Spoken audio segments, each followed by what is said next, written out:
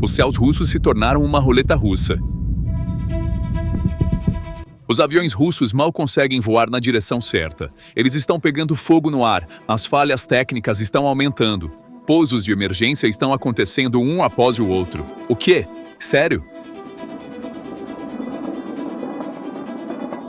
O avião está realmente caindo? Há um aumento dramático nos acidentes de aviões militares e civis. Centenas de milhares de russos agora têm medo de até comprar passagens. Voos estão sendo adiados indefinidamente. Esta não é uma cena de um filme de desastre. Estas imagens são da Rússia. E para milhões de pessoas, os aeroportos agora são como prisões a céu aberto gigantes. O colapso do sistema atingiu uma escala tão aterrorizante que não pode mais ser ocultado. As pontes aéreas civis e militares da Rússia foram completamente destruídas.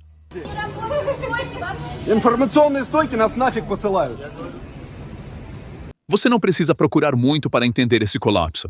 Os eventos dramáticos e trágicos no aeroporto de Vnukovo, em 3 de março, são a evidência mais clara de como milhões de cidadãos russos foram empurrados para uma armadilha mortal. Passageiros de um voo de Moscou para Pattaya ficaram presos no aeroporto por 2 dias inteiros devido a falhas no sistema. Um dos passageiros finalmente foram autorizados a entrar na cabine após essa longa espera. Eles não sabiam que estavam embarcando em um caixão voador cuja manutenção estava atrasada há 3 anos e cuja fadiga do metal havia excedido seus limites. Segundos após o avião decolar da pista, seu motor direito se transformou em uma bola de fogo com uma explosão violenta. A tripulação continuou voando milhares de quilômetros até Pattaya com um motor gravemente danificado, fazendo um pouso aterrorizante.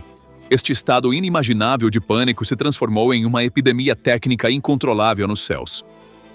À medida que entramos no frio congelante de janeiro, vemos com muito mais clareza como o desespero atropela a dignidade humana e os padrões civis.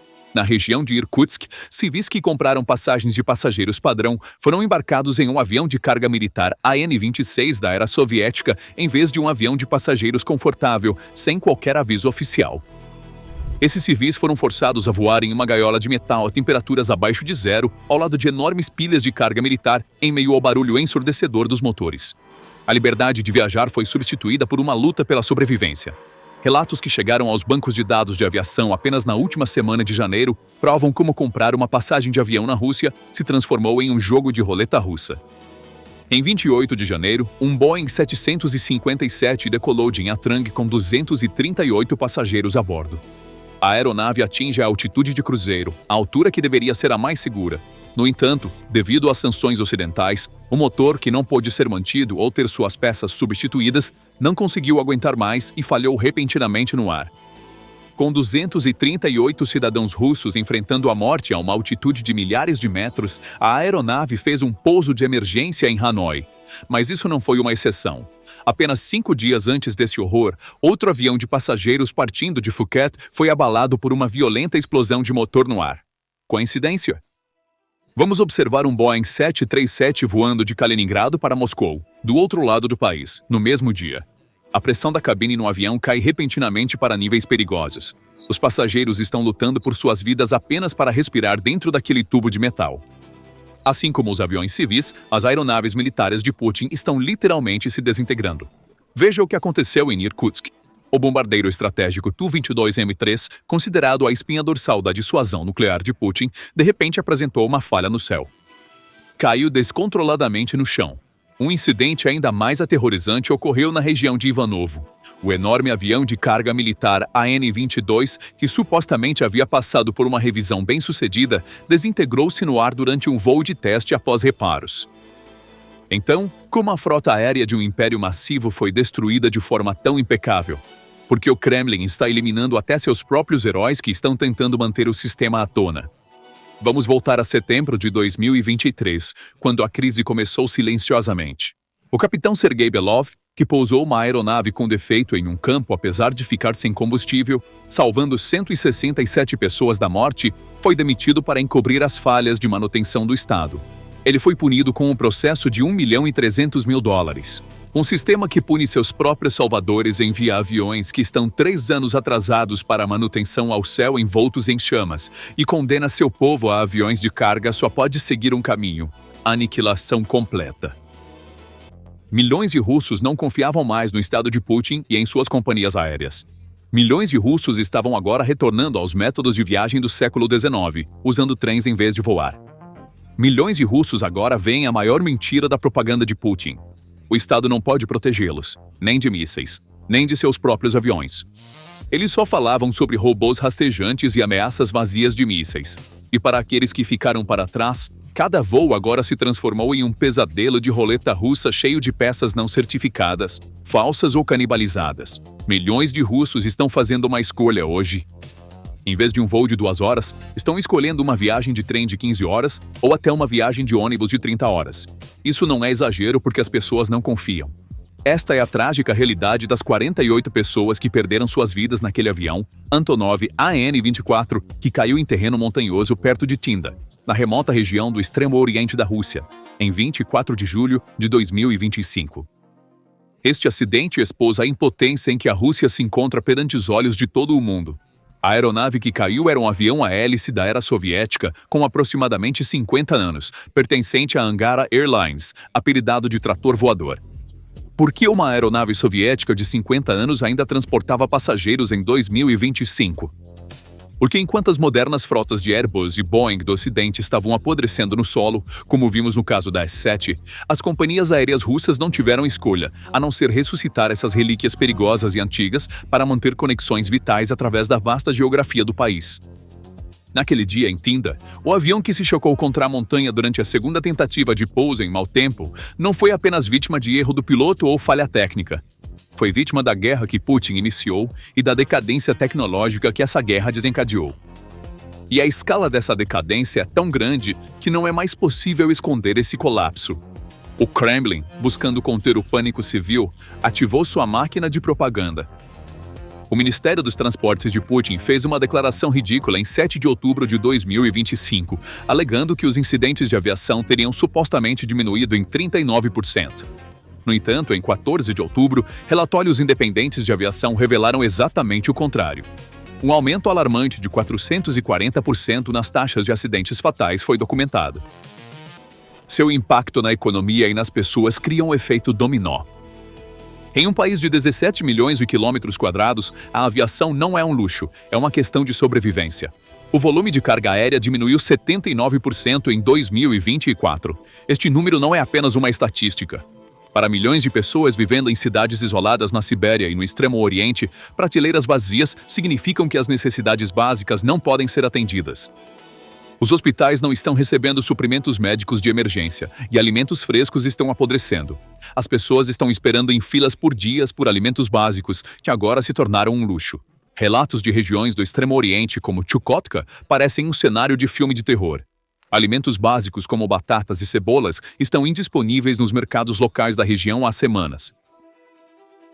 Quando os produtos chegam às prateleiras, as pessoas tiram folga do trabalho para ficar de guarda.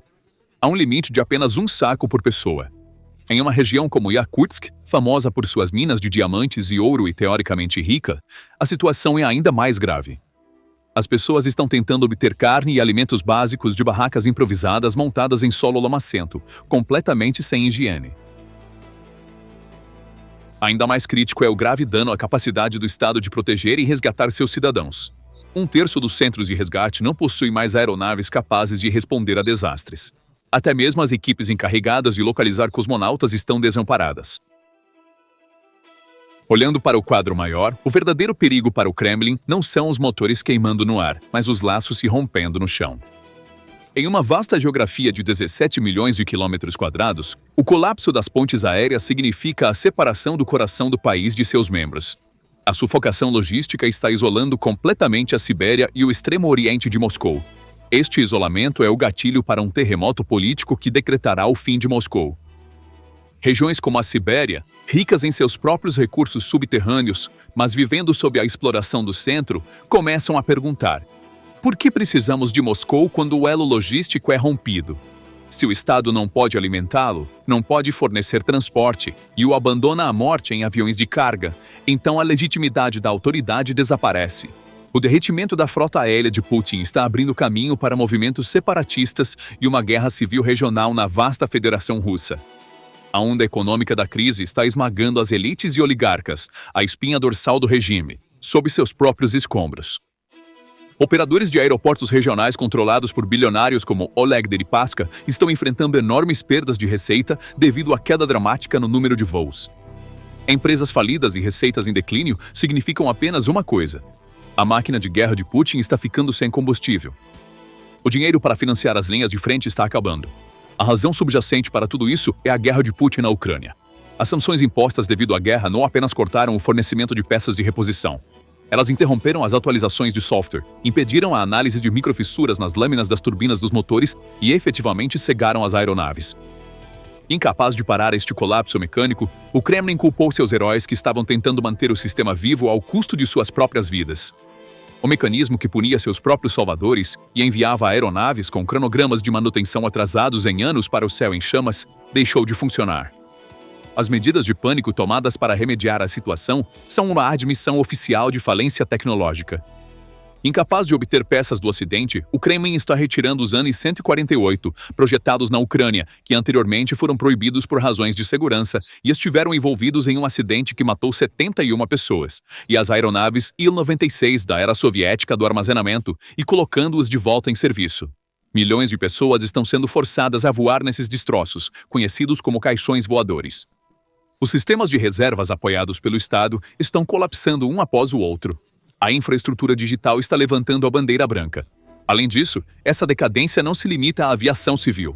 A lenda da aviação militar foi destruída por decisões tomadas pelo próprio Kremlin. Putin demitiu abruptamente o diretor executivo de 76 anos da lendária empresa Tupolev, o principal fabricante de bombardeiros estratégicos. A razão foi extremamente transparente e chocante. Neste país, que tem a maior área terrestre do mundo, a aviação civil não é um luxo, mas a principal espinha dorsal logística que é a pedra angular da unidade nacional. A Rússia abrange 11 fusos horários diferentes. Viajar de Moscou para Novosibirsk, na Sibéria, ou Vladivostok, no Extremo Oriente, por estrada ou ferrovia pode levar semanas. O funcionamento da economia, administração e logística militar depende exclusivamente de transporte aéreo rápido e confiável. Quebrar essa espinha dorsal significaria a fragmentação efetiva da Rússia dentro de sua própria vasta geografia. Centros regionais na Sibéria e no Extremo Oriente enfrentam o risco de desconexão logística do centro. Isso não é apenas uma questão de viagem, é um risco potencial de caos regional e separatismo que ameaça o modelo de poder vertical de Putin.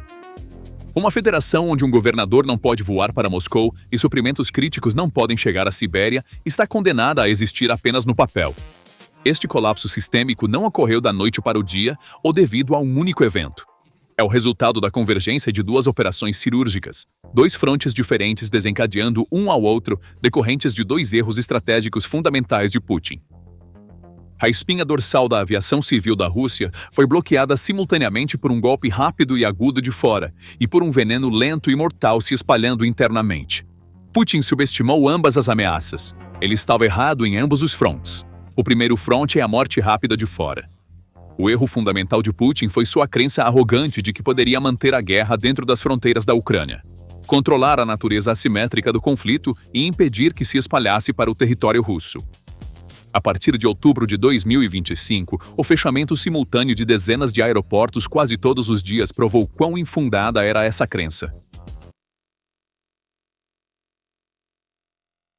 Viajar de Moscou a Novosibirsk ou Vladivostok por estrada ou ferrovia leva semanas, não dias. Em condições de inverno, esse tempo aumenta efetivamente. Portanto, o funcionamento diário do Estado, os fluxos orçamentários, os insumos industriais críticos, os suprimentos de saúde e alimentos, o comando e controle, e até mesmo o contato dos governadores com o centro dependem de aviões decolando no horário. Quando essa espinha dorsal se quebra, o resultado não é apenas o atraso nas viagens, o vínculo centro-periferia enfraquece. Centros regionais na Sibéria e no Extremo Oriente enfrentam o risco de se tornarem logisticamente isolados de Moscou. O fluxo de peças de reposição, medicamentos, equipamentos de alto valor agregado e pessoal é interrompido.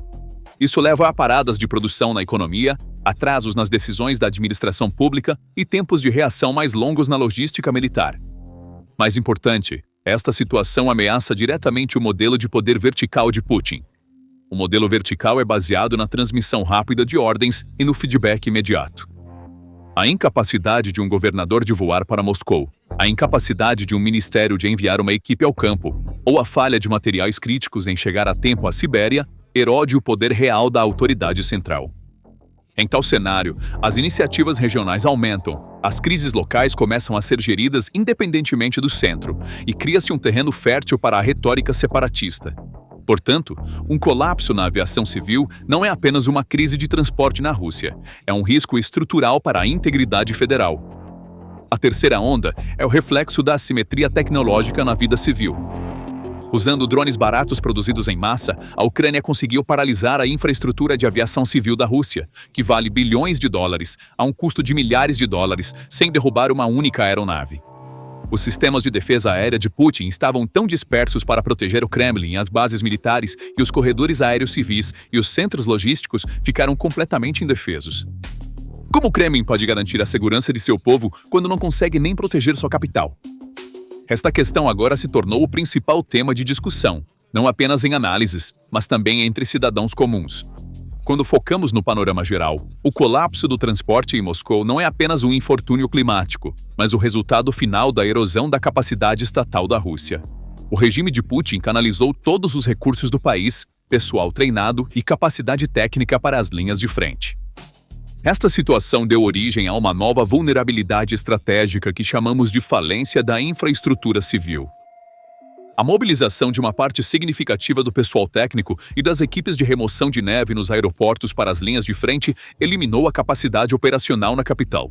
Esta situação está diretamente ligada ao colapso da retaguarda. A destruição física da guerra não é mais apenas o destino das cidades ucranianas. Ela entrou na própria cozinha da Rússia, em suas próprias ruas e em sua própria rede de transporte. O fechamento dos aeroportos de Moscou é a efetiva ruptura do contrato de estabilidade do Kremlin em troca de obediência com seu povo. A estabilidade agora é coisa do passado. Foi substituído por medo incontrolável e incerteza. Estrategicamente, a aviação civil da Rússia agora pode ser considerada em estado vegetativo. Cortada da tecnologia ocidental e condenada aos produtos frios e de baixa qualidade da China, a Rússia está se tornando uma ilha isolada no mundo moderno. Carros chineses congelando no inverno de Moscou não é apenas um problema automotivo, é uma armadilha estratégica criada pela dependência da Rússia de seus novos aliados. Consequentemente, quando a dureza da natureza e a estratégia inteligente de drones da Ucrânia convergem, a imagem de uma Rússia poderosa que Putin construiu está se derretendo em colchões infláveis nos aeroportos. Este é o processo do império sufocando, não apenas nas linhas de frente, mas logisticamente, tecnicamente e moralmente a partir de seu próprio centro.